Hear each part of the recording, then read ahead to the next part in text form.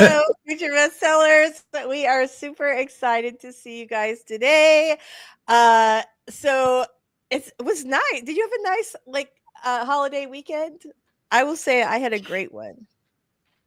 It was pretty nice. Mainly like a work weekend for me. Not so much work all weekend, but Monday I worked.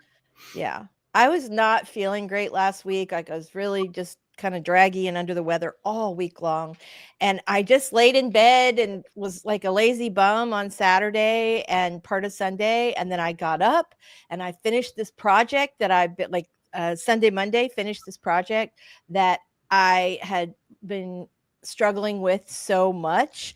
And I just felt so great about it starting yesterday. And then I was editing um, Cold Feet, which is my next book that comes out in the just doing like the last polish for the next book in the hockey romance series. And it's Mhm. like I'm feeling really good this week. Like the whole week is kind of going really well. And Well, that's also great. yeah, yeah. So you were working over the holiday weekend. What were you Yeah, working what were you working on?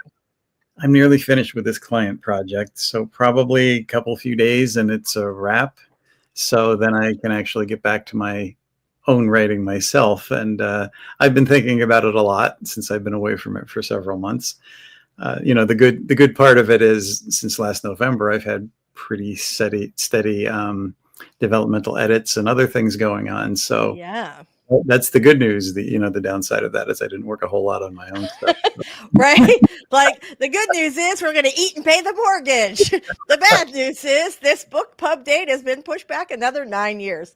I Mhm. totally feel that. I think every writer feels that. I think it's true. There's some I have mixed feelings about this because on one hand, I'm an extrovert and I like to work with I like to collaborate, I like to work with other people. I really enjoy the book coaching, the developmental editing, the marketing stuff that I do with other authors. I love that. But also when I and you know what, it's great, right? When business is going well and you're getting a lot of people, like you're like, okay, this is awesome. But then also there's part of you that's like, you always have like the big spark of an idea when you're supposed to be working on somebody else's stuff. And I think that's why like this project was one that I'd started, the project that I finished over the weekend, the client project I finished over the weekend. She is like the nicest client in the universe. And I have pushed back the deadline again and again and again, which I typically do not do, but this particular project just got me. And I think just like finishing it get like just opened up so many, like my brain was like, oh, thank goodness we've done this. And I just felt insanely creative afterwards. So creative that the morning after the project, so I finished it on Monday, I woke up on Tuesday and I had like a couple little ideas how to tie this one thing together that I had come up with a pretty good solution for, but I ended up coming up with like a great solution once it was done.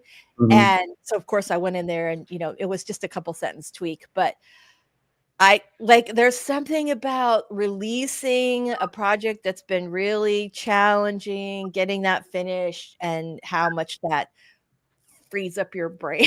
I think the secret gift of working on other people's stuff, well, it's a dual gift. One, you're challenging yourself because Right. every project is a little bit different. Right. And then you're learning stuff too because you're applying all that to all these different scenarios. Excuse me. So you're learning as well as helping other people learn what to do. And then yes, those ideas start sprouting and it's like, wow, I could do this and I could do that. I had all these ideas this morning too. So So see? Yeah. Yeah. No, there really is something there really is something about that. And the thing is, I love like that's one of the things that you just mentioned when you talked about how you're constantly having to kind of grow and learn and think of new ways to do things because every client's book is different.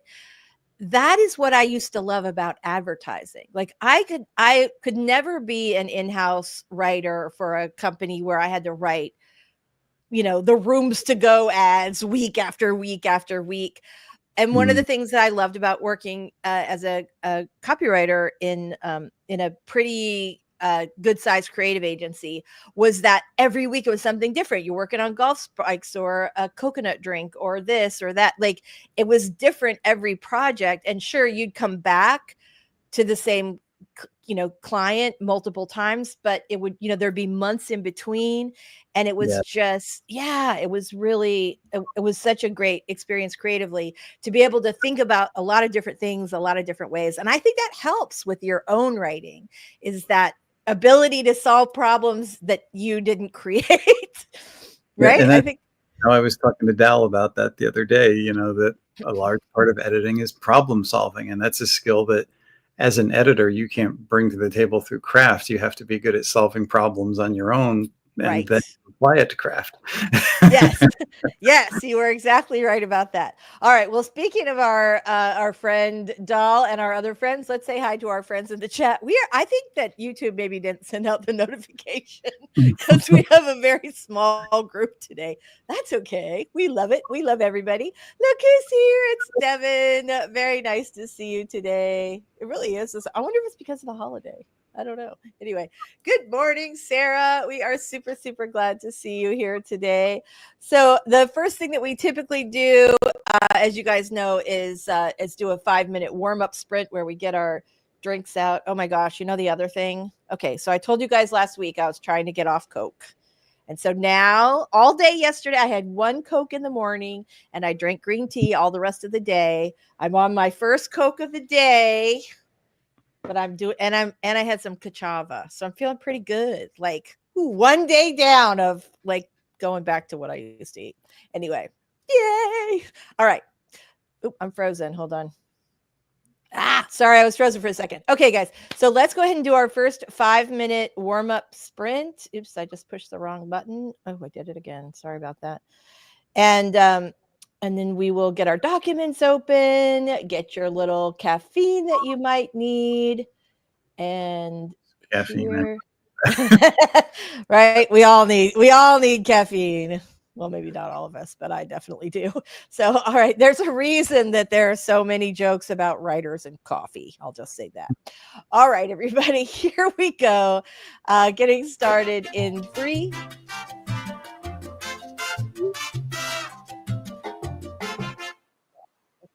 We'll see back in 5.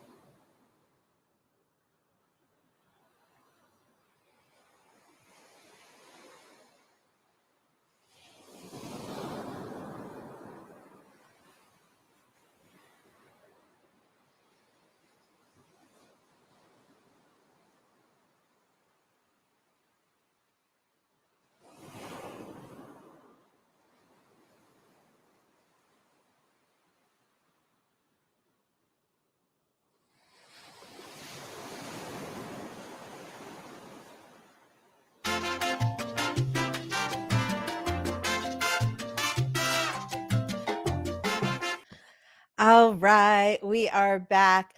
So we've got a few other of our friends who made it in today. Hello, Cool Gamer. We are super excited to see you. Hello, Mary. Oh my gosh, sun is not up yet. Me just barely. I forgot you were going to be in Hawaii this week. Oh my gosh. Free range female. We are super glad to see you today. So we were talking earlier about being about being lazy, about finishing really challenging projects, and how that kind of frees up your brain. One of the things that I did when I was laying around all day on Saturday was I started watching this show called The Runarounds, which was trending on Prime. I don't think it was trending yet, but they were advertising it a lot. And it's about this group of high school kids just right after they graduate. They have this band, and they're all going to they're all going out to college in the fall, except for one who has told the only college that he got accepted into that he's not coming. And his big plan is that he's going to get his band to get signed by the end of the summer. And it's so I just started watching because I thought oh, this might be interesting. I could not believe how inspiring I found this show to be. It brought up all these emotions of when you're 18 and your whole life is ahead of you, and the rock star goal that you have, whatever that is. And I had this epiphany this morning because I was thinking about talking about it on the show today, that my 18-year-old rock star dream was to become a best-selling author. And I did that. I just had this oh my God, I have a hit single kind of thing. I don't know. I found it really, really inspiring. And I just felt that kind of excitement and energy and possibility. So I've had those moments coming back to art over the last year, and realizing, I had two dreams. For whatever reason, I always wrote my own stories, but writing was the second, and the first was to become a comic artist. And I did the comic book artist. And freaking Marvel! You were a comic artist at Marvel. Okay, sorry. 18-year-old would be doing backflips right now. Yeah. And dream number 2, TikTok, coming up soon, right? Mm-hmm. Shit. And technically, since I'm helping other people do it, I'm working on a part of that dream, just educating myself in the process of helping other people. But it's been fun. Yeah. I mean, how many people can say that they've actually done those things that they thought about when they were a kid? I know. I love that. I absolutely love it. Love it, love it, love it. Mary's yay, living the dream. Good morning, Daisy. Super, super glad to see you. Ladies here, super glad to see you too. All right, so this is what I want to know. This is, I think, our little thing for the day. This is what I want to know. What was your dream when you were 18 years old, whether that was to be a writer or a rock star or an astronaut or something else? What was the thing that you wanted to be when you're 18, or the job you wanted to have, or the life you wanted to live? So drop it in the chat. I'm feeling a little inspired today. I don't think it is ever quite the way you imagine it, but in some way, the reality of it is different. But the experience of it is, you can never really imagine it until you actually do it. Yeah. I think what I imagined was this. I'll see if I can't find do you say GIF or GIF? I always want to say GIF, but kind of the way I always end up. But my son says GIF, and apparently and he says it that way. He's very precise. He says it that way because the person who created the GIF calls it a GIF and not a GIF. Even though to me it's something like graphic something, interface something.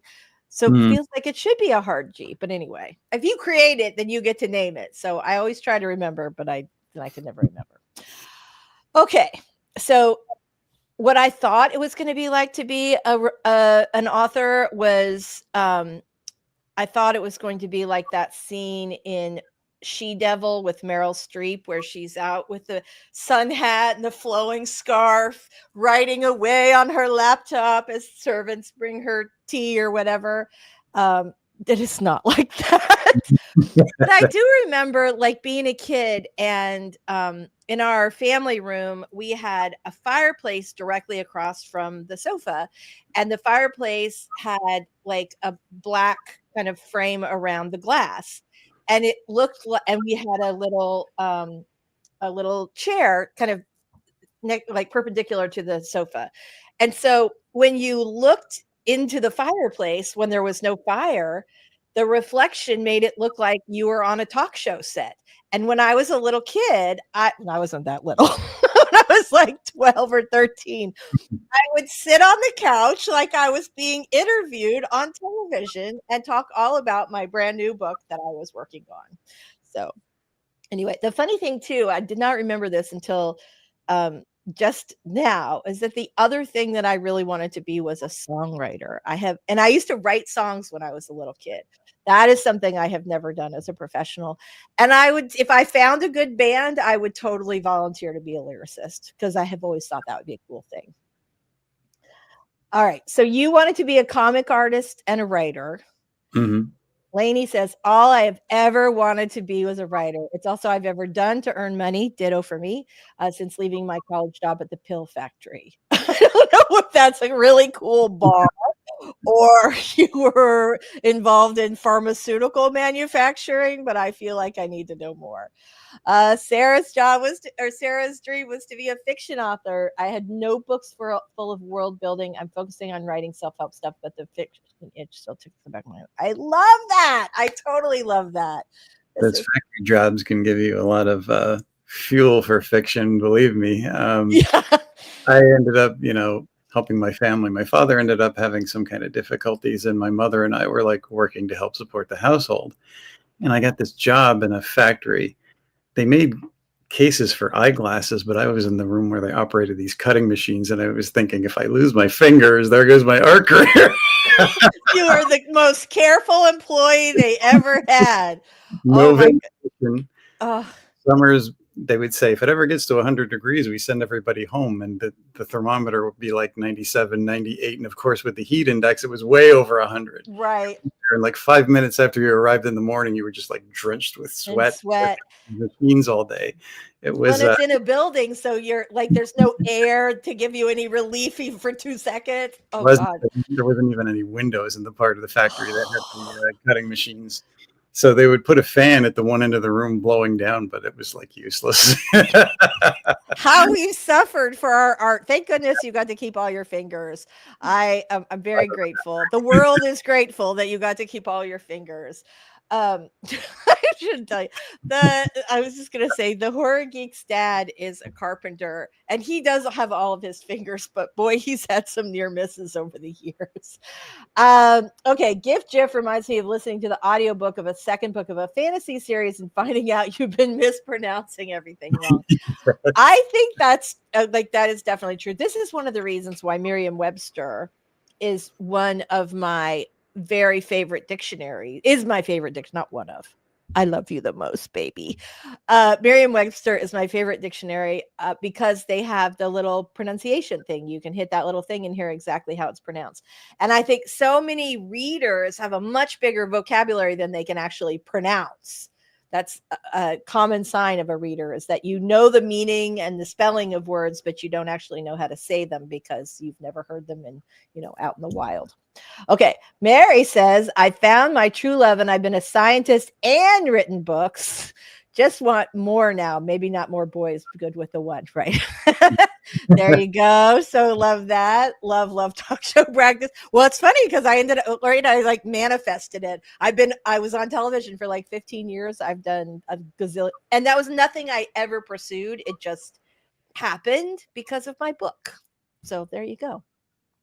Yeah, I legit wore a hairnet at a pharmaceutical factory.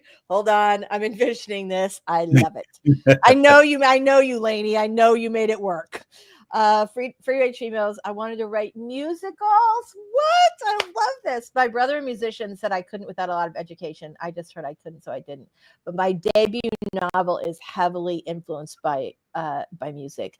You know what? You can write a musical. in your book. Did you ever see Smash? There was a television show. I think it aired on ABC, but I'm pretty sure I've seen it somewhere recently on streaming. It's a show about people creating a musical, like writing and how you put a show together and all that. I don't know if you'd like it or not, but I always thought it was kind of fun. So, I love it. I love it. Absolutely. Oh my gosh, you guys, how great is that? It's also not surprising that everybody here had, like dreamed of some creative life. I just absolutely love that. Okay, let's go ahead and do our first 20-minute sprint now that we're all warmed up and feeling inspired. Let's go ahead and do that 20-minute sprint. What was that? And I have all my fingers so I can type. There you go. We're all so grateful for that. Although, you know what? You would have figured out a way, but still. Yeah. We're all very grateful for that. Okay, let me get our 20-minute sprint up on there we go, up on the screen. Okay, guys, we're going to do 20 minutes, right like the wind, and we will see you when the timer hits 0. Here we go.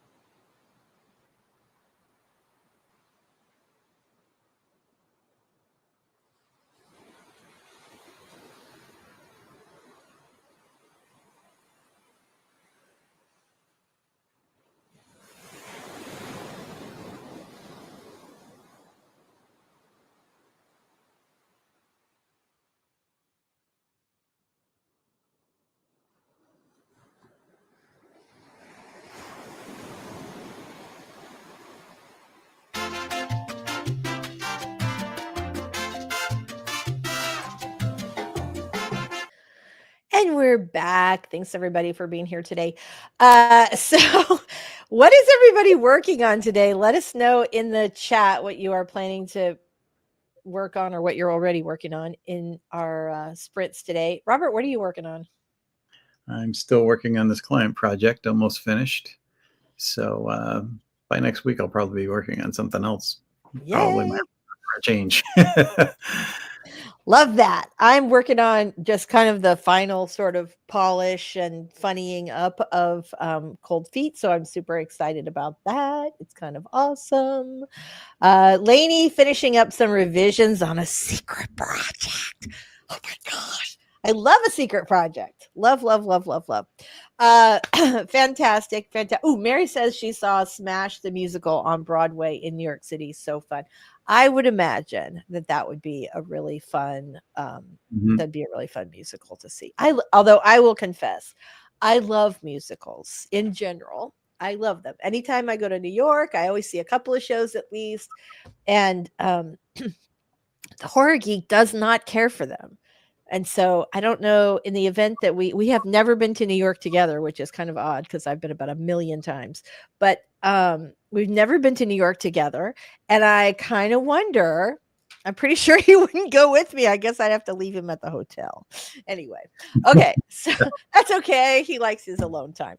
Let's see. Sarah is working on book chunks. Found myself with some pretty heavy prompts today. That's great. Very nice. So should we do the news before we go on to our next sprint? I'm pretty excited about that. You guys know any chance I get to run the thing. Yeah. Let's run the news. We have like something kind of cool today that happened. So hold on. I know I'm a dork, but I love it. Okay, so here is the big news that is happening in publishing right now. The romantasy novel Direbound goes completely viral and lands a 7-figure deal. Basically, what happens is a debut romantasy novel titled Direbound, featuring telepathic direwolves and vampires, exploded in popularity thanks to what? Book Talk and Bookstagram, right? The viral sensation scored its authors a 7-figure publishing deal with Hachette's Requited imprint within. This is the amazing part. 90 days of its self-published launch. 90 days to 7-figure book deal. Well, that shows that vampires are still valid. That is true. That is true. I know. So the Wall Street Journal did a story on it, and basically they're like, "Who knew vampires and sex were the formula for a hit book?" And I'm thinking, everybody who ever read a Twilight book. So yeah. Anyway, it's not, but it's great. I mean, this is really just we've been talking for a couple of months now about how romantasy in particular is just selling like hotcakes. And right. And of course, traditional publishing now, interestingly enough, often follows the trends of indie publishing. And so the fact that they came in and made this big splashy debut deal is great. And those ladies are going to sell just a ton of books, a ton of them. I mean, they already have, so that's it, right? I never buy into the idea that a genre is dead or hitting a fallow place. That just means that publishers put too many of them out or too much of the same thing. I don't think it should stop anybody from writing and self-publishing horror or vampires because, just look at the trends that we're trailing off and do something different because that's where the money is going to be because people are hungry for that. They're tired of, whatever publishers are throwing at them and just sinking the boat. So if you do something different, you could be responsible for reviving the entire genre. Well, that you make an excellent point with that because I don't know, 20 years ago, vampires, werewolves, shapeshifters, all that stuff was dead, vampires in particular. And literally literary agents would have on their submission requirements, no vampires, no this. And then and there was an author whose name I can't remember. Is it Charlaine Harris who wrote the books that inspired True Blood? Yeah. Yes. Right. she just had a little fan base. She just kept doing her thing, writing her books. And then when I think it was HBO came along, she had this really nice size backlist. And of course, once Twilight hit, and those things hit around the same time where the audience was there and suddenly they were voracious for it, then suddenly all those same agents who were like, no vampire books, please, were like, bring on the vampire books. And the same thing happens with any hot trend. I mean, I came into, like, my very first book was published like literally the day Chick Lit died. So which is unfortunate, as that was the type of book I had written. So it happens all the time. But if you love writing vampire books and they're not cool right now, they're always going to be cool to people who love vampires. And so you will find an audience. And when they become a thing again, there you'll be with your nice big backlist ready for those people who are new to it and want to devour it. They keep coming back. I mean, it's been making for decades. I mean, you can't kill the undead. That's true. But there are a lot of things. You can't kill the rom-com either. I mean, if you think about it, we have had the last like 5 years or so has been like, well, since COVID, we have had this resurgence of romantic comedies, but it was a wasteland for a decade. Folks in Hollywood were like, oh, nobody wants romantic comedies. And then they started coming back, and now everybody wants romantic comedies, and there are some terrible ones out, and unfortunately that will probably make it go away, but that's what we're getting. I think we're also seeing that with like the Hallmark Christmas movies, right? This is like this special thing once a year with your family or whatever, your mom, but then all the other streaming platforms started getting on, which was great. A lot more at Christmas, but now they're all trying to do like Christmas in July, which is like overload. Even though I love those movies at Christmas and I'm happy to watch them on every platform, I don't want to see them in July. I'm not thinking about Christmas in July. It's July. Anyway, okay. So that's it. Think about it and watch some of those Christmas and July things. But yeah, I mean, after a while, you kind of put things in its proper place.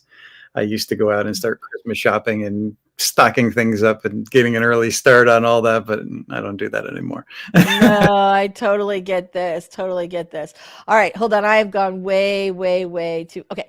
I've missed a whole bunch of comments. Okay, so Sarah says, I'm working on book chunks. I found myself with some pretty heavy prompts today. I think that was the last one we did.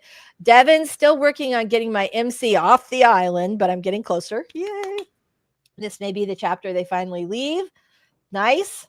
Free range female working on a debut novel. Yeah. What? This has got to be inspiring, right? We're talking about all these like big debut things happening. Coming from a theater background, former playwright.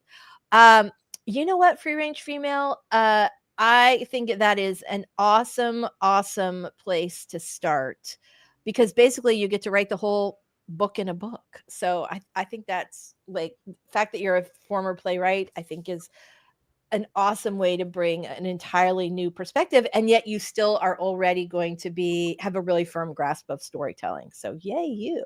Nice. And a good grasp on characters and dialogue is important, because so many people just don't. All the modern craft books are skipping right over character entirely and moving on to plot. Character, who cares about those guys? Yeah, no. That's not right. Nobody like clip that and make it a thing. It's not. Characters are important.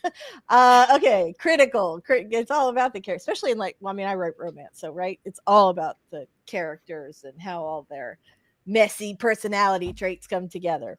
Okay. Mary says, my honey did not used to like musicals, but he liked Smash and loved the Book of Mormon. Everybody loves the Book of Mormon. Hello. Okay. Anyway, very nice. Oh, that's cool. That's very cool. Okay. Mary says, wow, 7 figures means between 10 and 99 million. Nope. That's 8 figures. 7 figures is 1 million. The 0 makes it 8 figure. The 0 on the 10 makes it 8 figures. So it'd be 1 million up to 9.99 million. 9999. I'll take it either way. Mhm. I mean, I'd be fine with an 8-figure advance. Oh God, the pressure of that to earn out 8 figures. You know what? Who cares? You don't earn it out. You're just going to sit on that big pile of money the rest of your life, writing whatever you want. Yeah. I'll take it. I don't care if, yeah. Never mind on that advanced thing. I would not feel. Right. We were just talking last week about how Amazon is cutting down to shorter fiction, and traditional publishers are following suit. But here we have a 600-page novel. 600 pages. I mean, to be fair, fantasy, and also newer writers often have a hard time with cutting stuff down. It's hard. And the other part of that is fantasy, in particular, urban fantasy, can be a lot longer. Yeah, and it's good that people are reading the longer books. I mean, that shows that attention spans aren't shrinking as much as they're saying. They always blame it on attention spans, though. It's never their fault for flooding the market, or if they mess up, it's our attention spans that are lapsing, not theirs. Yeah. If it were me and I had a 600-page door stopper, I would probably, I mean, that's going to be a book that's like this tall. I think that I would probably split it up into 3, try and figure out if I could split it into 3 story arcs and make it a trilogy instead. But 600 pages, God bless them. That's amazing. That's, yeah, crazy. Make it work. Sometimes it's necessary. Other times, can be edited a bit. Yeah. Oh, I was going to look up that author for you and I completely forgot. Okay, I'm going to do this now. I have his name like right on the tip of my tongue for the 70s books. Okay. I feel like his character's name was Colleen. Anyway, all right, I'm going to find that. We talked about it last week and I'm like, oh, I'm going to track that down. And then I completely, that. Romantasy is biggest now. I wonder if that's going to hit a wall. I know it's popular for a reason. It has been building for a while. I mean, I have a couple of friends, Renee, Rose, Lee. Oh my gosh, her name just escaped me. What does this mean? Holy smokes. Renee and Lee are writing partners, and they have been writing smutty shifter romance it's a guy, but then he's a werewolf. Then he's well, I guess all werewolves are shifters, aren't they, technically? Because that's the whole point. They've been making 7 figures, writing that stuff for years. All right. Yeah. Devin says, work on fantasy, try to put a little romances. Good.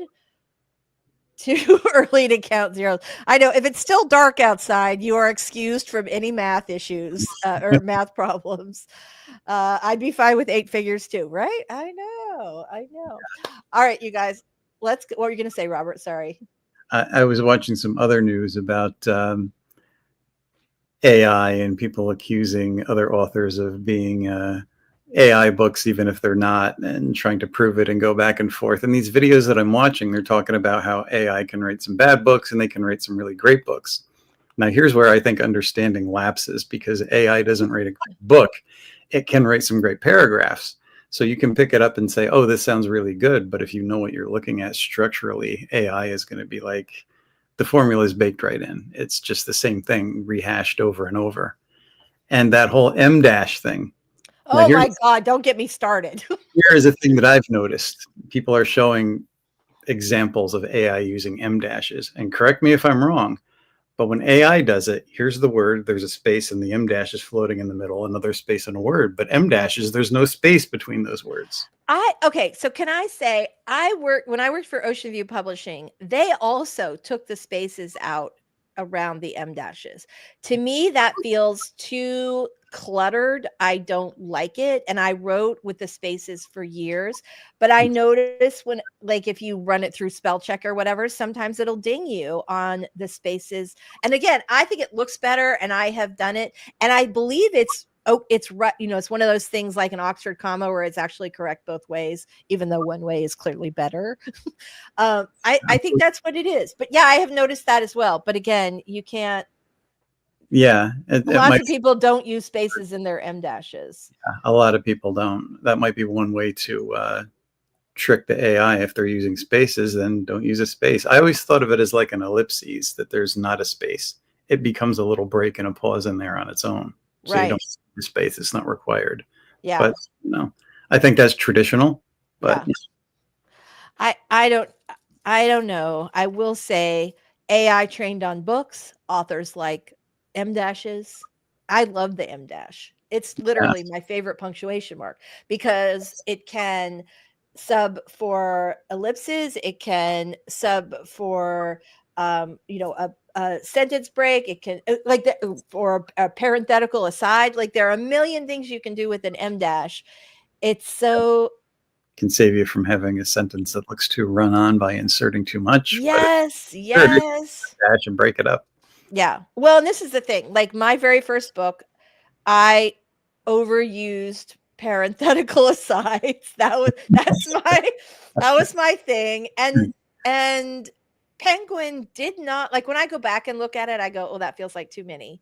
But although it's first book, you know what? I'm proud of it, love it, all that. When I go back and look at it, I go, "Oh, I probably wouldn't put so many in." But Penguin let it stand. Like they published that book with, parentheses galore.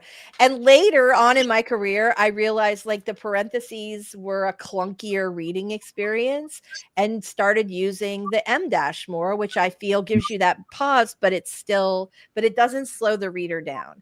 And that's why I love them. That's why a lot of authors love them. And then it's kind of insulting. And then I will get off my Apple box here. It's kind of insulting that all the AI models stole from authors, myself included, pretty much all my books, and that now those same authors that were stolen from, whose jobs are being taken away, are now being accused of using AI to write because the AI that trained on our work writes like us, not because we write like the AI, it writes like us. I've been writing a lot longer than AI has. Yeah, It pisses me off.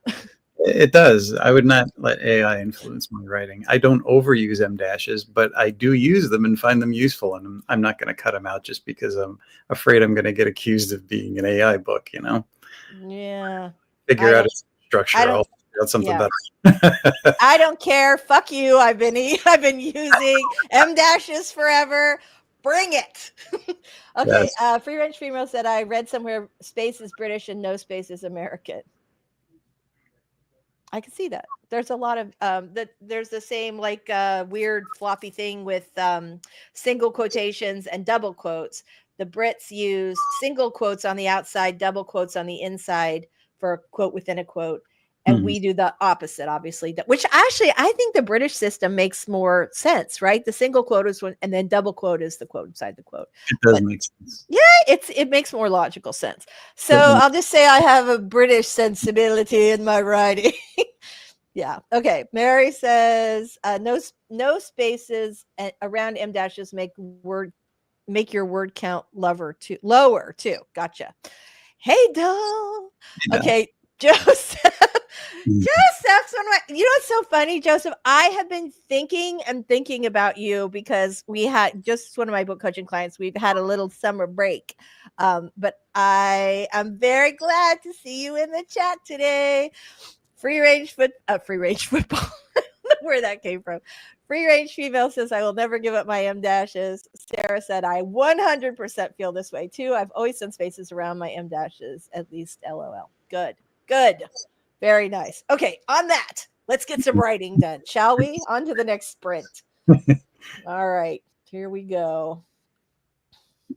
Dun, dun, dun. Sorry, I wish I could transition super quick, but I'm also producing. Okay, here we go, everybody. We're gonna get start our in scene. Hi, everybody. Let's go ahead and get ready to do our second 20-minute sprint. We're gonna get started in 3,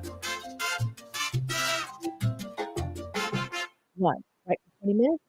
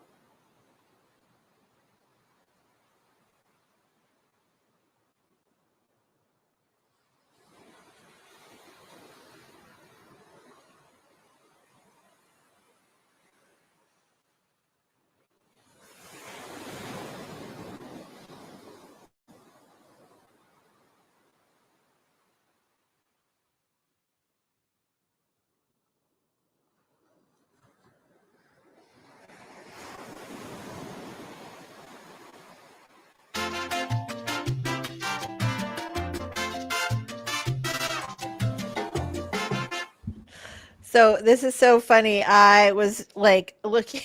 I have been a huge fan of Chip and Dan Heath, who write nonfiction books for a really, really long time. And I think that Dan Heath has a new book coming out, and I just got his newsletter and I'd responded to it. His question was about, hold on, I just said music start. I apologize. Okay, so his question for folks in his newsletter was all about something that he had talked about on his podcast, which was, what is a word, phrase, or expression that only someone from your profession would likely know, and what does it mean? And one of the things on his list was pantser. But he said someone who writes novels by the seat of their pants, as opposed to a plotter who writes using an outline.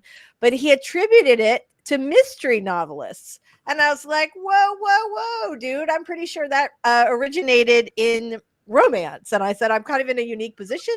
I work for a mystery publisher. I am a romance author. I'm also a book coach. And I really remember hearing that around romance writer conferences a lot earlier than I ever heard it at mystery conferences. But I had to like go back, I like responded and I was like, hey, just so you know. But then I sent him one of ours, romance authors, an HFN versus an HEA. HEA is obviously happily ever after, which every romance novel ends in either a happily ever after for the couple, or an HFN, which stands for happy for now, which is good if you're like writing a romance that is set in like high school or college, and we're not talking about the rest of our life. I mean, maybe it's the rest of our lives, but maybe it's just until we go off to separate colleges. And it made me think of a show that is really, really incredibly popular right now. The Summer I Turned Pretty, which is a great series. If you have not read it, the books are excellent. But in any case, one of the main characters, Belly, is engaged in college. And as much as you're like, yes, like whatever, she belongs with one of these two people, because it's a love triangle, you're also like, don't ruin your life, Belly. Go to France. Don't get married now. So yeah. Anyway, okay. I've still got the banner on the bottom. Hold on one second here. Let me get rid of this. So we have a few questions from readers today. Here's a good one. How do I create and use reader magnets? So for those of you who are not familiar, a reader magnet is like a free story. It could be a prequel. It could be the first novel in a series. It could be just a little short story that's sort of in the same genre or has some of the same characters as your primary book or series that you're trying to sell. But a reader magnet is basically a giveaway to entice readers to join your mailing list. Another good thing to do is if you've written a book that's from a single point of view, you can give away the opposite character's point of view, like in the first, in the meet cute or a romantic scene, so that readers can sort of dig deeper into the characters, and they really seem to like that. So okay, so there you go. So how you use them is you basically talk about them on social media. Hey, you can get a copy of this free book or this free short story, and sometimes people will put them in their back matter in the book. So if you enjoyed this, there's this free short story. You can get on my website. And also, speaking of your author website, you might have a pop-up on that says, hey, get this free book for joining the mailing list. And that way you can sort of get your readers into your email list ecosystem. So that's a really, really effective way to build a list. Go ahead. What you're going to say? I'm also thinking about the series you were just watching, and should she get married and ruin her life or go off to France? Why can't they mention and just go off to France together and say, yeah, we want to live our lives a little bit before we settle down? Yes. Well, you know how it is when you're in love at 19 or 20 or 21, and it feels like nothing can go wrong, and everything's going to be great. You've got it's like that same feeling I was talking about with that show, The Runarounds. It's the same feeling that like anything is possible and your life is going to be great, And yeah, don't get married at 21, everybody. So, I mean, I know like somebody's going to be like, but my parents met in high school. In fact, one of my best friends, she and her husband met in high school, and they have one of the Heidi Godman, if you know her from Sarasota. She was the ABC anchor for approximately 100 years, basically from college until she decided not to do that anymore. But it was a really long time. And she and her awesome husband Jay got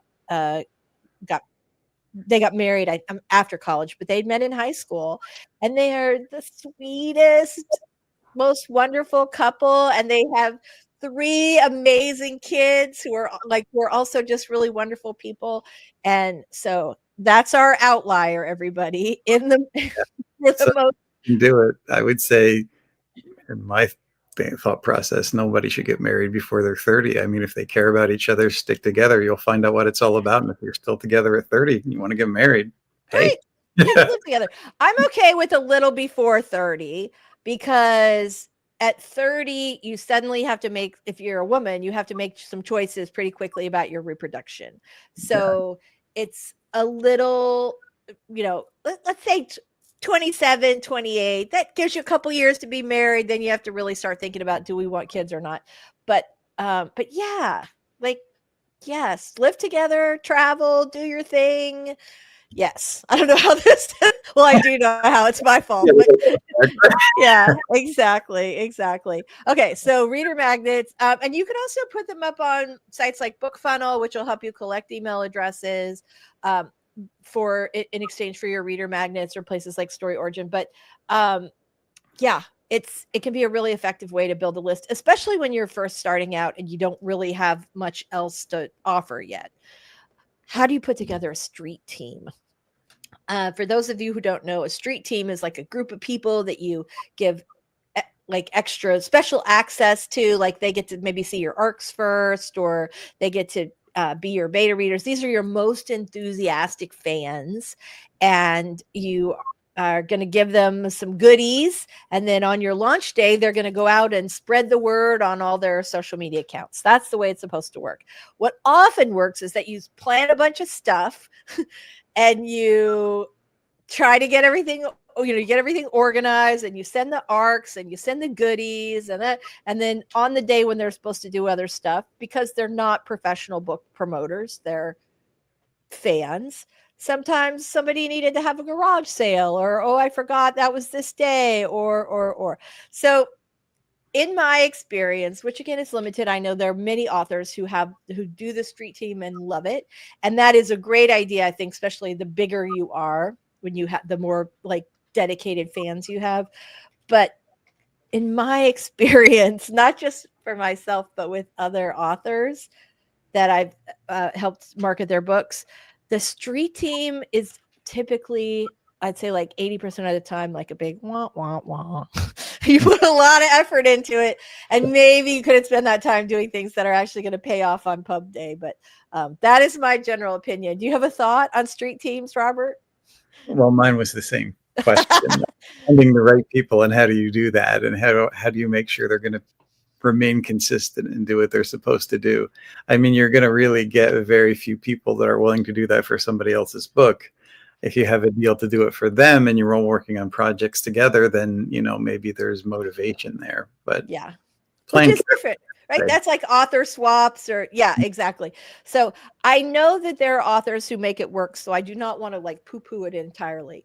I will say that most of the people that I talk to, even authors who sell a pretty good number of books, it's too unreliable. You maybe put a lot of effort into it and it works great. And oh my gosh, if you have 7 besties who are all social media influeers, do it. Right? I mean, absolutely. Make those folks your street team. But for the most part, it's like it often takes a lot more effort, and the return is not as great as you would hope it would be. Yeah, I think I would say over plan a little bit. If you think you're going to get 6 people and all 6 are going to show up on the day, they won't. When I was doing that word stock thing, I started planning it with like a dozen people, and then like 3 or 4 wouldn't show up, and I would end up being short. So I ended up planning for 16 people and then knowing that at least a dozen people were going to show up. So I think it probably works similar because you can't control people's lives or Right. even their memories. So if you have Right. a little extra, then maybe you'll land in the ballpark that you really want to hit that number with. Yeah, for sure. I do think too that, like, I think there is something about giving your super fans extra swag and early access and things like that. I think there definitely is something to that.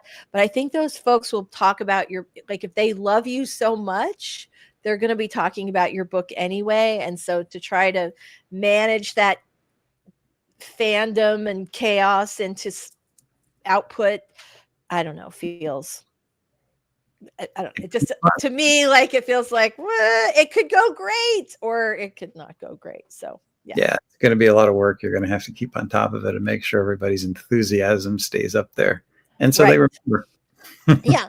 And then I think, like, from a practical perspective, couldn't you just give that love and attention? I mean, obviously you always want to give plenty of love and attention to your fans because they're your fans, Mhm. but maybe take that approach and reach out to some influencers and see if they also love your books, because they're more accustomed to that regular sharing on social media. Just a thought. So, all right, let's go ahead and do our last sprint. Let me grab our timer up because I didn't change it fast enough. And so it went to some kind of weird, it went to like a weird AI garden something. Okay, hold on. I should have showed it to you guys before I got the timer up. Hold on, let me get this a little bigger. Oops. Come on now. Sorry, it's a little bit slow for some reason. Not sure why. Okay, here we go. All right, there we go. Yay! Okay, I'm not sure why. Like, I do that 3 to 4 times every single sprint over the course of 5 years. Why it becomes problematic occasionally, I couldn't say, but it does. Thank you for your patience. All right, everybody, this is our very last writing sprint of the day. We're going to put 20 minutes up on the clock. If you have a question, drop it in the chat. We'll have a couple minutes right at the very end to answer them. But in the meantime, let us write like the wind. Here we go. Starting in 3,